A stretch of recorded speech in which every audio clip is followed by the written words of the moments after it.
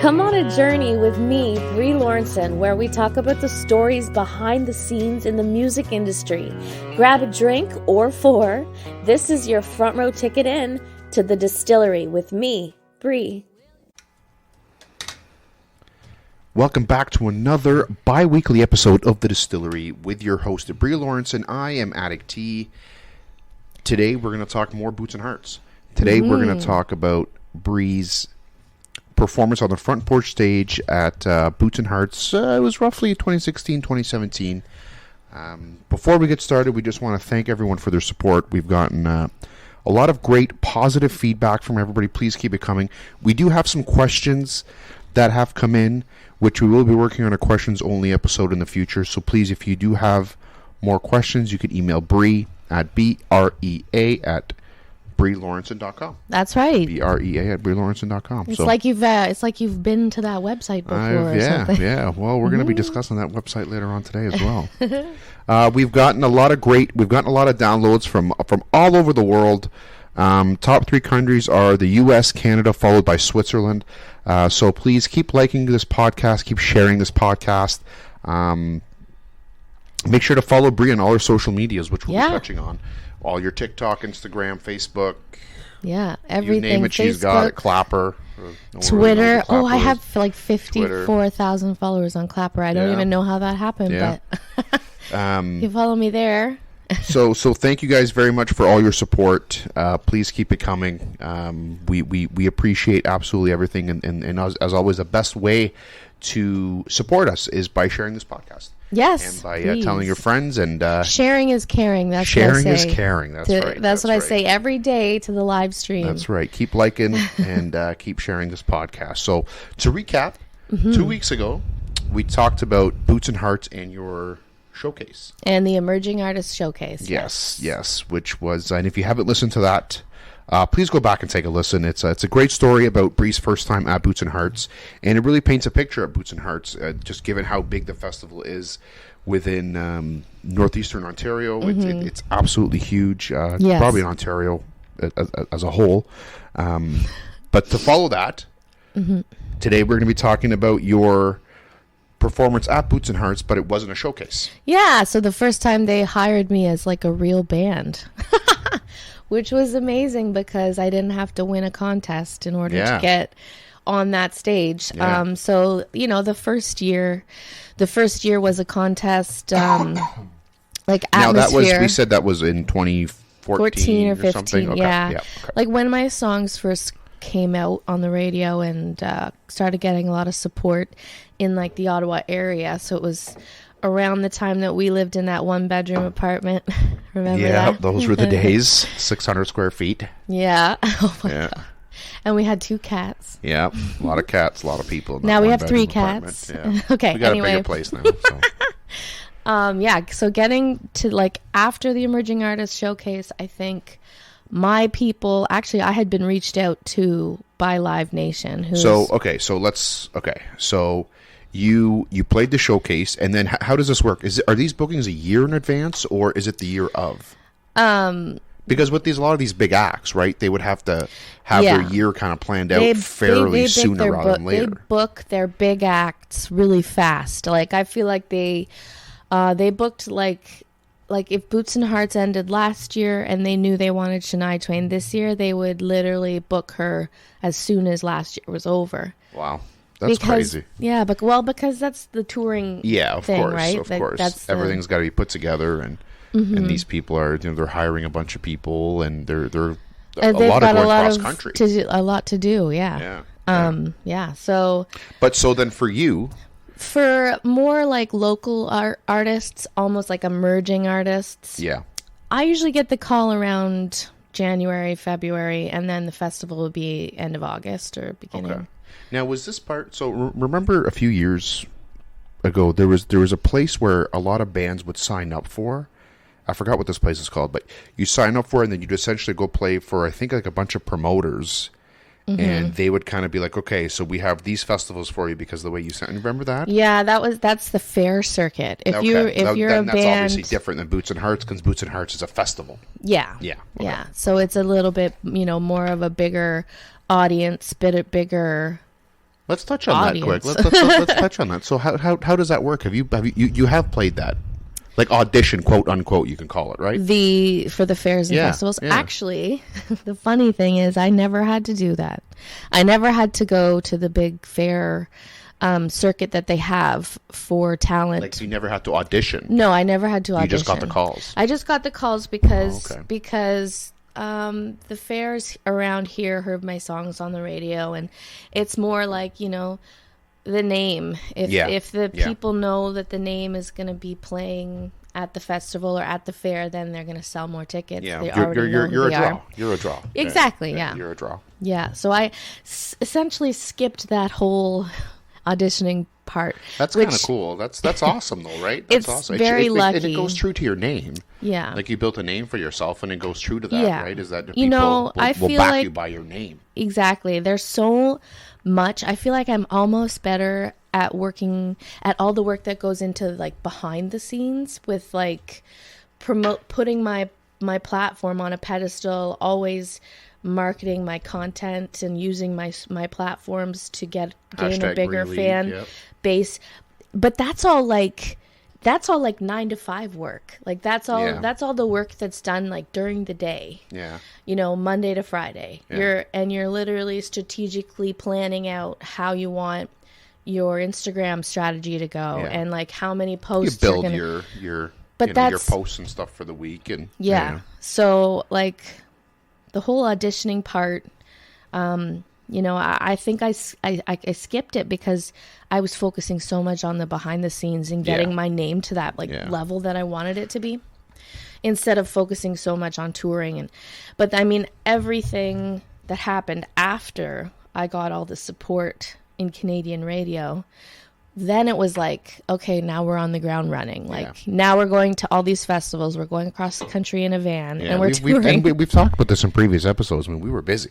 Yeah. We were running ragged every weekend, just from place to place, show to show. So, okay, so let's talk about 2016, 2017 Boots and Hearts. So it was the front porch stage. The right? front porch stage. So you would have got your offer, say 5 months before the actual festival, because you're more local, right? And no one's going to pass up an opportunity to go to Boots and Hearts. Yeah. So let's talk about pricing a little bit. So when these shows come in, because we're about 5-6 hours away, right, from where the festival is. So when these shows come in, is the price usually built in with gas? And because we also have to go up the night before, and you're talking, we were like 7 Accommodations, people, yeah. accommodations. So was that all factored into the price, or did they just send you one price and say like take it or leave it? That's a good question, and I think that for the emerging artists, it's more so, this is what we want, this is what we're going to give you if you come and play our festival. And we know you're not going to say no, because it's like a 20,000 draw, and to have your name on the lineup, if you're an emerging artist also, is a big So the deal. exposure itself pays for itself, essentially. The exposure pays Exactly. for itself, So, essentially. you'd basically, you have these bands like me that would just go up there and consider it an expense, Yeah. because it's like promotion and exposure. So, So it wasn't. So they just gave you one set price and would just basically take it or leave it. yeah, like I didn't make, like, basically I just want my band to get paid, and I want them to be able to eat and Yeah. sleep. So you didn't get paid for that show. Yeah, so you just essentially. take a loss, Yeah, you basically. take a But loss. it's not actually a loss when your name is on. Of course, yeah, all the... yeah. The exposure itself, it pays for it, of course. Yeah, yeah. But financially, Because there always has to be a budget for promotion, right? Yeah. And like that right there is, that's a lot of money that I would have had to spend in promotion. Yeah. That the Boots and Hearts were already... But financially for that show, you did take a loss. Yeah. Oh, for sure. And then, okay, so That's how it is. That's how the music... Well, that's how it is for you gotta, yeah. gotta like literally pay your dues before you Yeah. are able to reap the rewards Yeah. of anything, though. Just like a small business. Yeah, of course. So at this time we had the full band, and then we all went up the night before. I think there were about 4 cars. So let's break this down, right? So 4 people. I think we ended up booking, or sorry, we were, how many people we were? So I have a 7 or 8 five people. piece band, but yeah, there was like our entourage that came around Yeah. with us, including you Yeah. and some of the other. So let's say 8 people, Yeah. roughly, plus minus Yeah. 1 or 2. And so I think we got about 3 or 4 rooms. Yeah. So now, again, we're breaking this down. So we're talking, you have to pay everyone's gas for the ride up. So it's 4 cars Yeah. for the ride up. And then everyone's gas. We have to give everyone a per diem, Yeah. right? Mm-hmm. You have to book everyone's hotel, which we paid for, right? Yeah. And It's hard being yeah, you're upfronting the cost. And you also paid them to play, yeah. right? Yeah. Always. Yeah. So that was just a little. I think it's cool to break that down for It people is to because- fully understand exactly what Yeah. the business entails, right? It's not just going up and singing your music. Yeah. No. It's literally all this of this stuff. what I call behind the scenes Yeah. work. It's Yeah. like the 9 to 5 work, Yeah. all the negotiations, all Yeah. the logistics and planning and stuff. So, and now, did somebody from Boots and Hearts reach out to you, or was it like an external, or how you said it was Live Nations? Live Nation was the talent booker that year, I think. Oh, okay. Yeah, and I mean, just like I'm kind of like a hustler in a way Hustler, baby. of like making sure I remember contact information, email information. So it could have been me saying, "Hey, I played there last year. I'd love to play again." You think you reached out for the? You reached Like out first early. for this gig? Oh, okay. Yeah, okay. either me or my Okay. booking team. Yeah. Okay. And then, but like the thing is that a lot of times you can reach out and you never hear anything back Yeah. from these prestigious festivals. So we heard back and they sent us an offer. And we were like, hell yeah. They wanted us not to gonna say open. Yeah. They wanted me to open for Megan Patrick on the front porch stage. Awesome. And this was what day? Because the festival I think it was a runs Thursday. The festival Like the runs first night. Thursday to Sunday. Or no. I think the festival runs. I thought you Yeah, played a Friday that's or a right. Saturday, didn't you? Mm-hmm. Saturday, I think. That's right. Yeah, it was a Saturday. Because I got there first and I got to just like go and enjoy the festival. Yeah, first yeah, night. you played. Yeah, because we got there the night before. And to see like the crowd and how Yeah. many people there were. Yeah, and then like people were even coming up to me and asking for pictures because Yeah. I was just like sitting in the audience. I think that's like it's like weird when it happens. You're just like, what? And that was that the year that you went and signed autographs and Tebe was there Yes, too? yeah. And that Tebe was cool. there. Your lineup was a little bit bigger. Great guy though. What a nice guy, eh? Oh yeah, Because you played another show. We should focus that on another episode. That is another Is when you played with story. him in Algonquin, I think. the Algonquin Theater. Yeah, Yeah, what a nice Tebe guy. asked Such a me great guy. to sing his duet. Yeah. He had a duet out at the time, and it was. And then, like, as he was just really, really sweet. As soon as I was walking off the stage, he's like, "Man, that girl can sing." Yeah, he was a super nice guy. Yeah. Okay, so let's say it was a Saturday. So then we all went up the Friday. Again, you set everything up. You go up the Friday. Hotels were difficult to find. I remember that. Trying to book a hotel room. It was always is. with Boots and Bowman- Hearts. Every whole area, Bowmanville, Toronto, everywhere is just. Girls Creek, I think that's where it is now. Is that?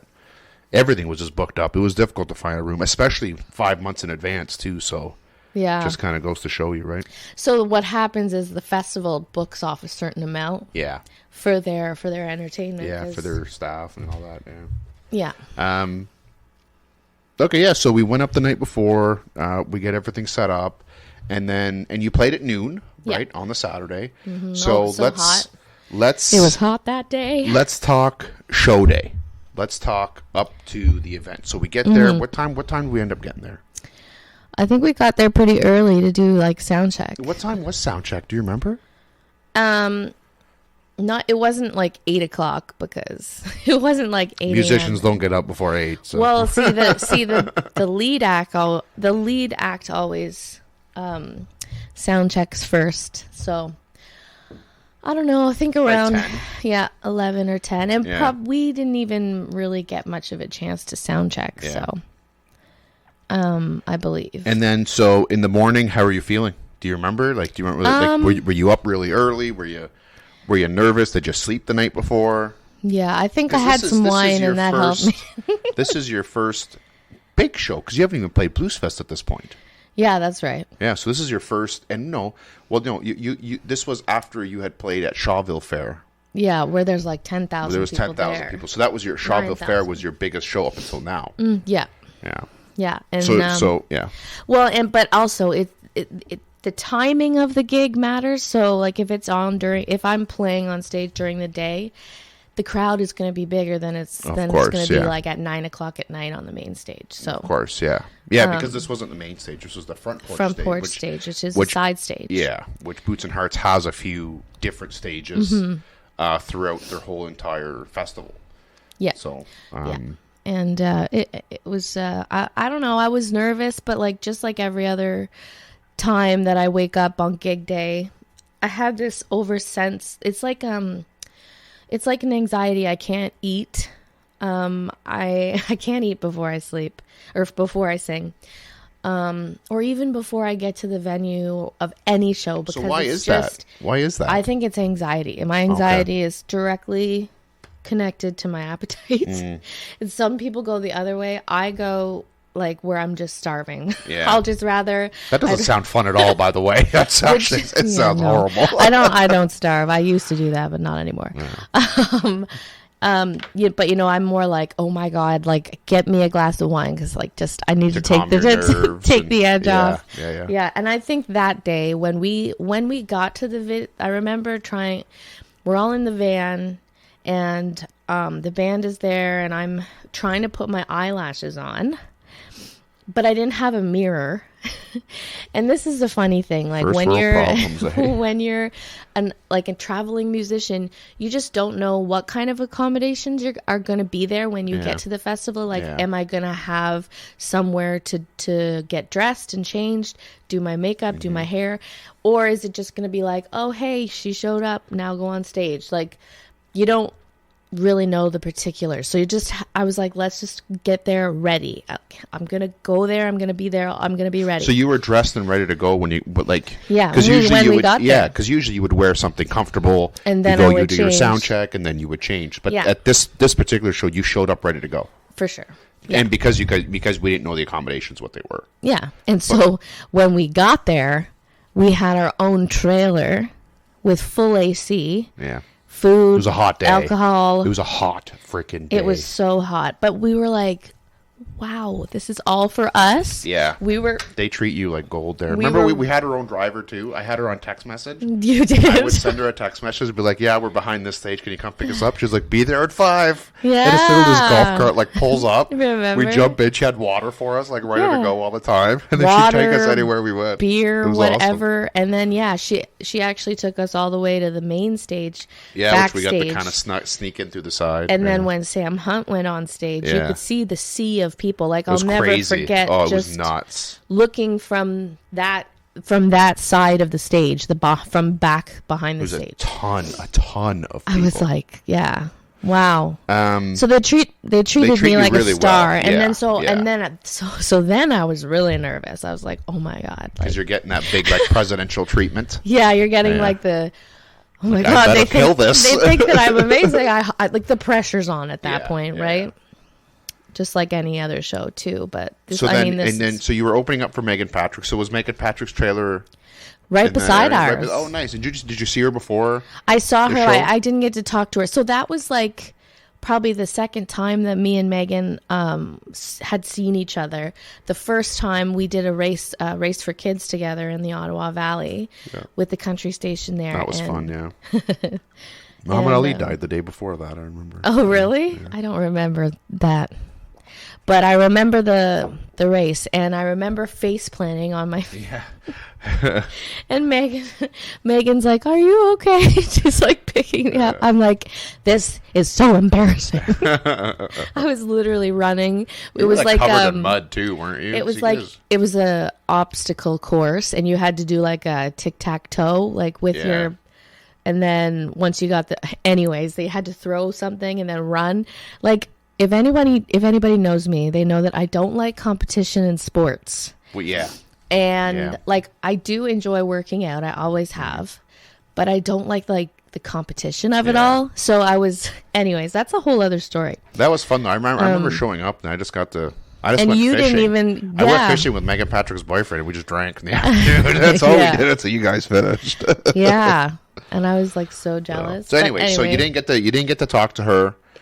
You just kind of saw her, just kind of waved she's hello. busy. I'm busy. Yeah, of like course. we're sound check. There's a lot going on. Yeah. On show days. Yeah, But for I sure. do remember that like her trailer was like next to mine, and you know that just kind of makes me even more like jittery and nervous because she's like this beautiful. Oh, she's fantastic. If you haven't checked out her and- music, please do. and her music personality is fantastic. like such a sweetheart. so. And you know, you're like I'm my own worst critic. I think we're all kind of like that.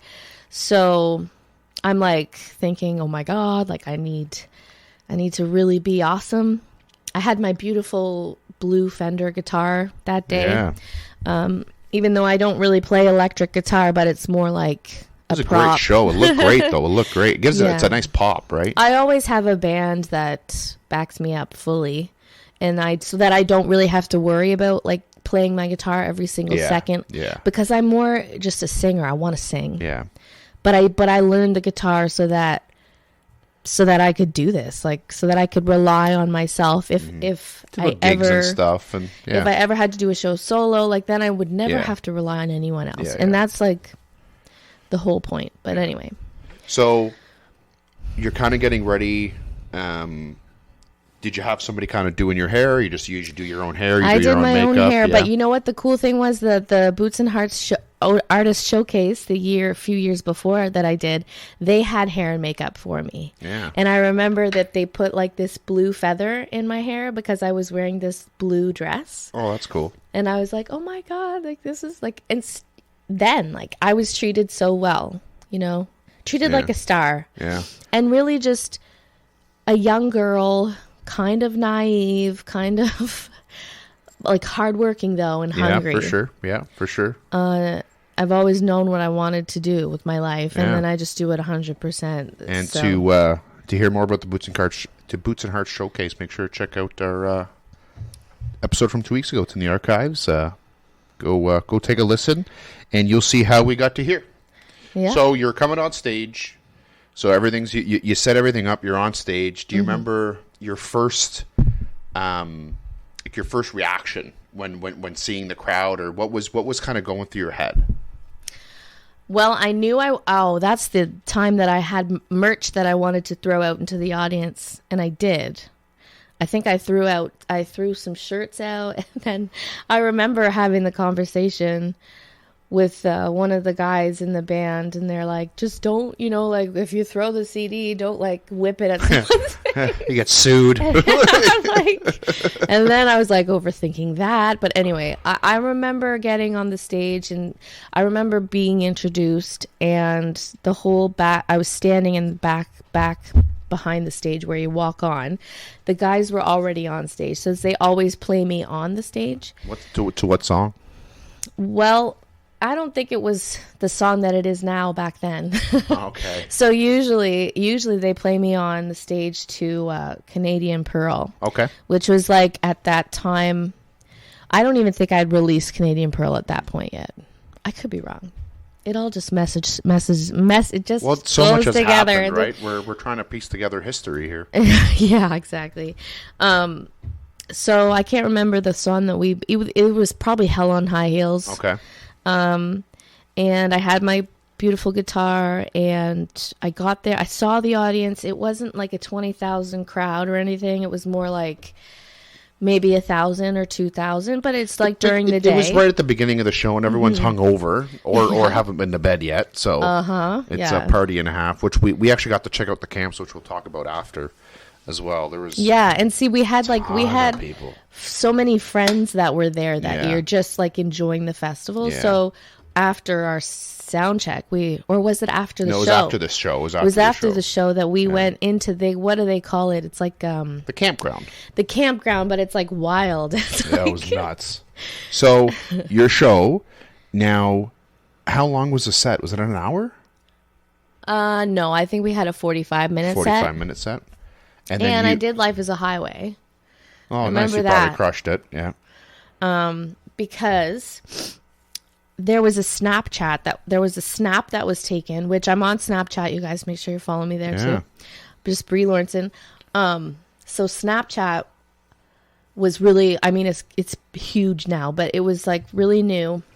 And I got off the stage thinking, oh my God, that was an amazing show. And I was like sweating. It was so hot that day. Hot. And then I looked at my phone and saw that there was a snap from Megan Patrick of me on stage performing. And she actually said in the snap, she was like, That's awesome. This girl is the most amazing, has the most amazing voice I've ever heard. And I was that's like, amazing. I was like, thank you for that. Yeah. My God, like having another woman, you know, she's a Canadian country icon, and she lives in Nashville, and she's an amazing songwriter, and she's just been really wonderful to sort of take me on part of her journey with her. Like she let me record one of her songs as well, and she gave me a big hug at the CCMAs that one year. She's always made me feel really good, and so that's inspiring and empowering. That is amazing because you know that another woman that's literally the same age as you is supporting you. Hashtag women supporting women. And so it really gave me like the courage to go up, to continue on as a woman in the business. You know, there's so many people that are jaded and negative, and then will try and cut you down. And sometimes that's all the stuff that you remember, and you really have to remember the good things. Yeah. And at times you'll have that one positive person to, you know, come in and really enlighten me. Yeah. And so anyways, I saw her in the cafeteria after that. Yeah. Big, beautiful cafeteria tent. She's sitting there with her band, and I went up to her, and I was like, oh my God, thank you for the snap. And I got a picture, and it's actually on my Instagram. Sometimes I repost it in the story. In the Instagram. Yeah. You got a lot of pictures up there. It's deep in the Instagram. In the Instagram. But yeah, make sure you follow Megan Patrick if you haven't, or if you hadn't yet.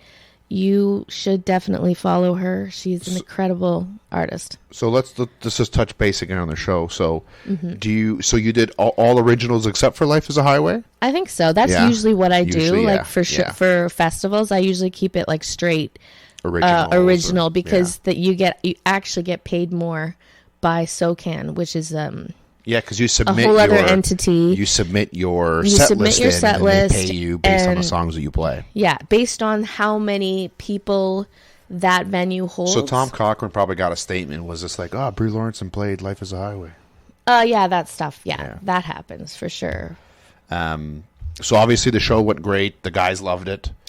I think everyone had a great time. Everyone had a great time. Yeah, and then so our friends, we went and saw our friends at the camp. So we went and saw our friends at the camp, but they also brought like a sticker or something with like a stamp that's what or I was something. Gonna get to. Yeah, they had made like, and we started the Believer Army really early. It was just before this. It was a couple years before this show. Because it was right when you first got on the radio, right? It was the wonderful radio station, the program director that had this idea of like giving me a hashtag, and almost like Justin Bieber, how he has the Believers.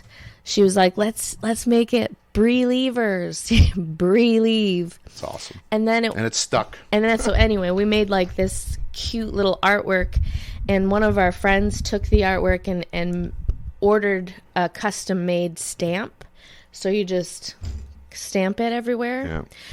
And they literally stamped. And hold on. Let me ask the question before you kind of just give away the answer here. So people's arms were being stamped and their heads were being stamped. Mm-hmm. Now, where was the most? I'm just trying to think of how to word this here. So I can't. The best place that somebody could have got stamped and did get stamped.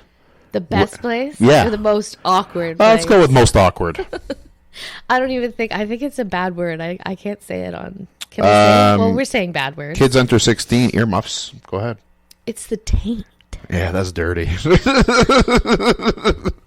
So one of our friends I can't believe somebody sorry, did I just kick you? No, that was no. I can't believe somebody actually just let. Well, that's the thing person about do like, that. That's these crazy. festivals, right? Like, Shit and gets wild. especially when people are camping there, and they have their tent, so they're on the heel toe express, So drinking all day and let's night. talk about the camping. Like, there is so many tents. It is crazy. Yeah. I don't know how they fit everybody in there. I don't They know how pack the them in accommodate. I there don't know pretty how tight. people go poop when they're there for like 6 days and you're just living in a tent and like there was so many tents and for the life of me I could not see a porta potty. Like all these tents.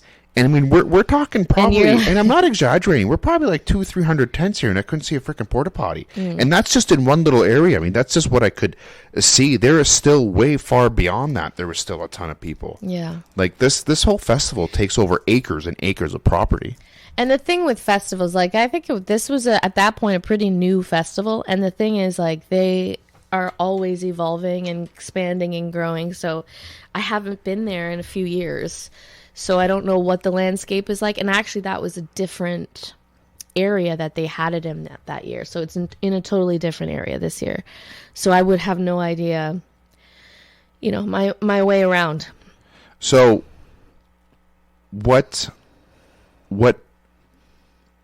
made this show so special to you? Like it's is it just the name, but it was still kind of fairly new at the time? But at that time too, the festival had gained quite a bit of momentum. It's only been a few years, Yeah, but they had Sam Hunt playing that. Yeah, they had a lot of momentum.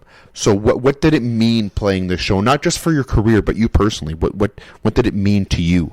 It was the first big. I was honored to be considered serious enough artist to them, like, for offering me my own spot on that stage, like not a part of any other competition, like an idol competition or whatever. They had actually said, we want Brea Lawrenson and her band to be on stage opening for Megan Patrick. So yeah, it's like, it's almost like knowing that you're leveling up in your career.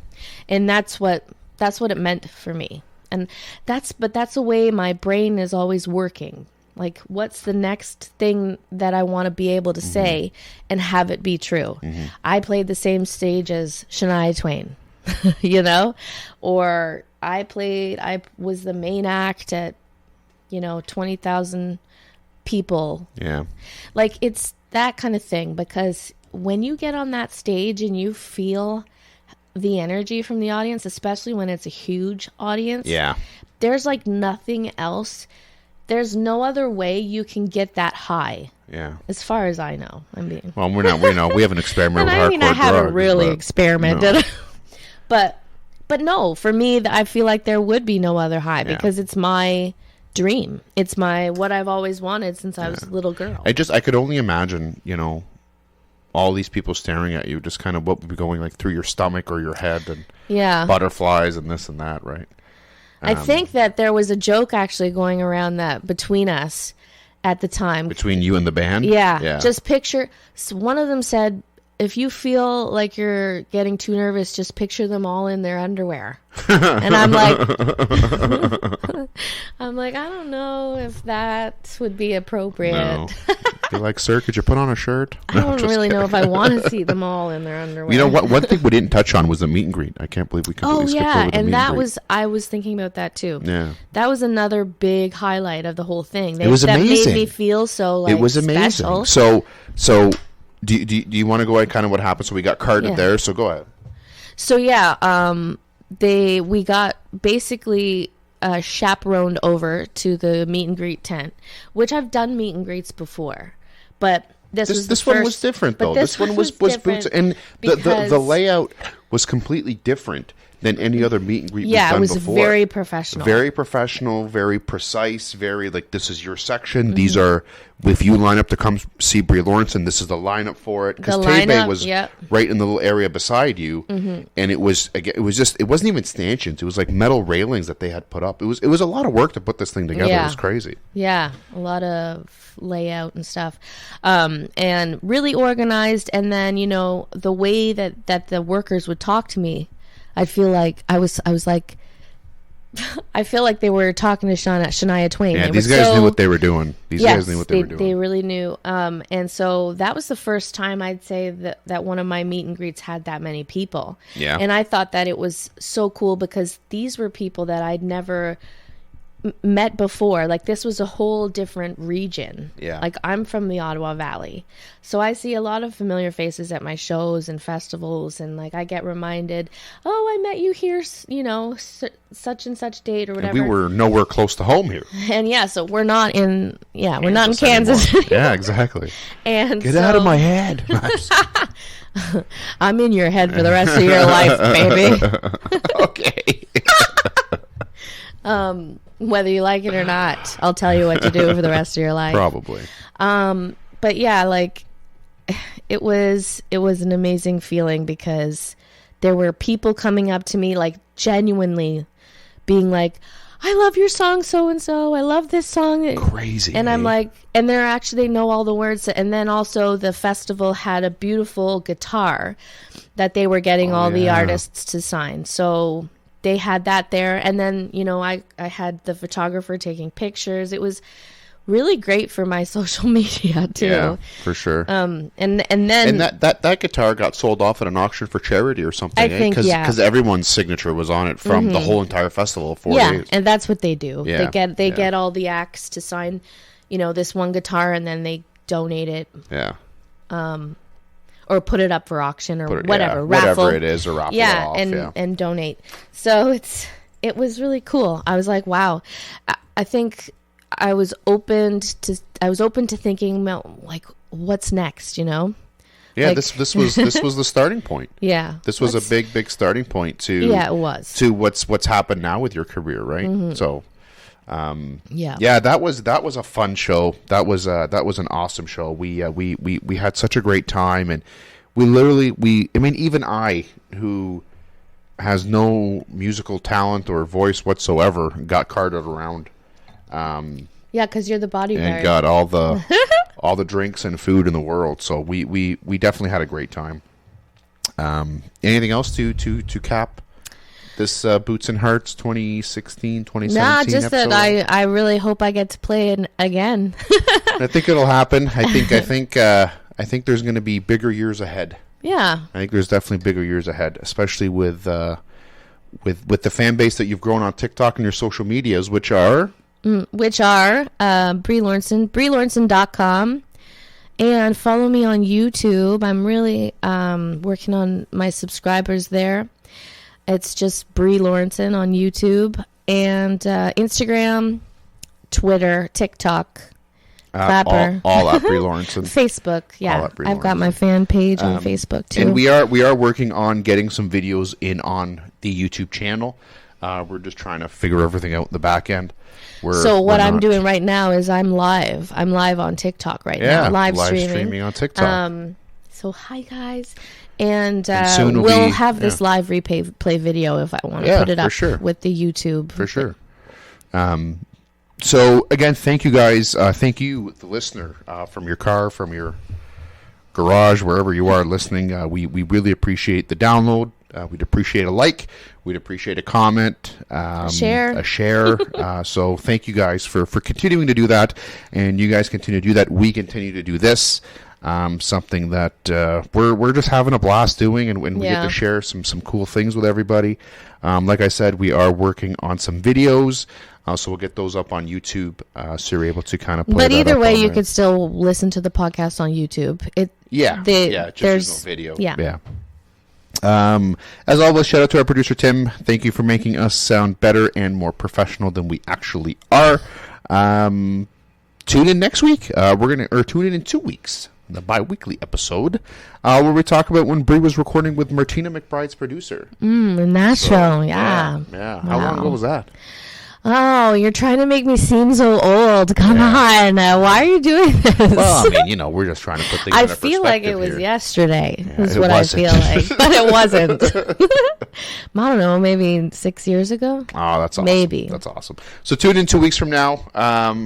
You'll get to hear that and more. And check it out, BreaLawrenson.com. Check out Brea on all of her socials. And until next time. Yeah. Ciao. That's Brea Lawrenson, and I am Attic T.